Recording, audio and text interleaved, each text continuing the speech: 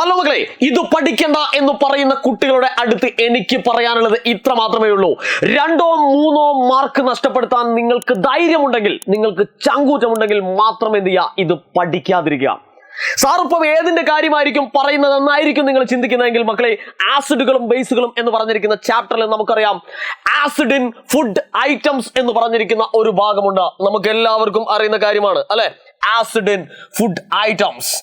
Acid in food items അഥവാ ഭക്ഷ്യപദാർത്ഥങ്ങളിലെ ആസിഡുകൾ ഏതൊക്കെയാണ് എന്നുള്ളത് കൃത്യമായിട്ട് മക്കൾ പഠിച്ചു വെച്ചോളും. അതിൽ ഏറ്റവും ഇമ്പോർട്ടന്റ് ആയിട്ടുള്ള ആദ്യത്തെ ആളാണ് ഏതാ, ടാർട്ടാറിക് ആസിഡ് എന്ന് നമ്മൾ കേട്ടിട്ടുണ്ട്. ടാർട്ടാറിക് ആസിഡ് അല്ലെ, ടാർട്ടാറിക് ആസിഡ് എവിടെ കാണുന്നു എന്ന് പറയുമ്പോൾ മക്കൾ എന്ത് ചെയ്യേണ്ടി വരും, കൃത്യമായിട്ട് എഴുതി കൊടുക്കേണ്ടി വരും. എന്താ, ടാമറിൻഡിൽ കാണപ്പെടുന്നതാണ് എന്ന് നിങ്ങൾ കൃത്യമായിട്ട് എഴുതുക, അഥവാ പുളി.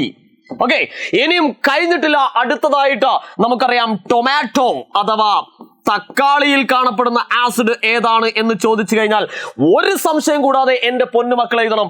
എന്താ, ഓക്സാലിക് ആസിഡ് എന്ന് എഴുതണം. ഓക്സാലിക് ആസിഡ് അല്ലെ, മലയാളത്തിൽ അതിനെ ഓക്സാലിക് ആസിഡ് എന്ന് പറഞ്ഞു. കഴിഞ്ഞോ സാറേ? കഴിഞ്ഞിട്ടില്ലടാ, കഴിഞ്ഞിട്ടില്ല. അടുത്തതായിട്ട് മക്കളോട് ചോദിക്കാം, എന്താ, കേട് അഥവാ തൈര്. തൈരിൽ കാണപ്പെടുന്ന ആസിഡ് ഏതാണെന്ന് ചോദിച്ചു കഴിഞ്ഞാൽ ഒരു സംശയമില്ലാതെ എന്റെ മക്കൾ എഴുതണം, ലാക്റ്റിക് ആസിഡ് എന്ന് എഴുതണം. ലാക്റ്റിക് ആസിഡ് എന്ന് എഴുതണം. ഓക്കെ, കഴിഞ്ഞിട്ടില്ല.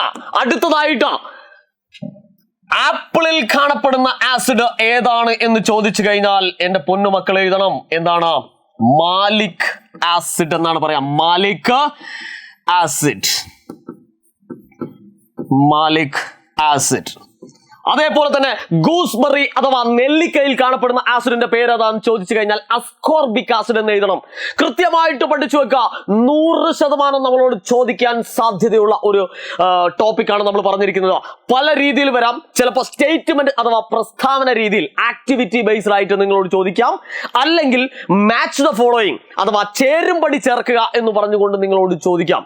അപ്പൊ നിങ്ങൾ പറയും, അല്ല സാറേ, ഇതൊക്കെ പറയാൻ സാർക്ക് എങ്ങനെ കഴിയുന്നു, എന്ത് ധൈര്യത്തിലാണ് സാർ ഇത് സംസാരിക്കുന്നത് എന്ന് നിങ്ങൾ ആലോചിച്ചിട്ടുണ്ടാവും. ഇതൊക്കെ കേട്ട് ഞങ്ങൾ പരീക്ഷാ ഹാളിൽ വെറുതെ ഫൂളായിരിക്കണോ എന്ന് നിങ്ങൾ ചോദിക്കുന്നുണ്ടാവും. അതിന്റെ ഉത്തരമായിട്ട് എനിക്ക് മക്കളോട് പറയാനുള്ളത്, 18 വർഷമായി മക്കളെ, 18 വർഷമായിട്ട് ഞാൻ ഈ അധ്യാപകന്റെ വേഷം അണിയാൻ തുടങ്ങിയിട്ട് ആ 18 വർഷം നിങ്ങളെ പഠിപ്പിച്ചും അതേപോലെ തന്നെ പഠിച്ചും നമ്മുടെ ഉള്ളിൽ ഒരു പ്രപഞ്ചമുണ്ട്.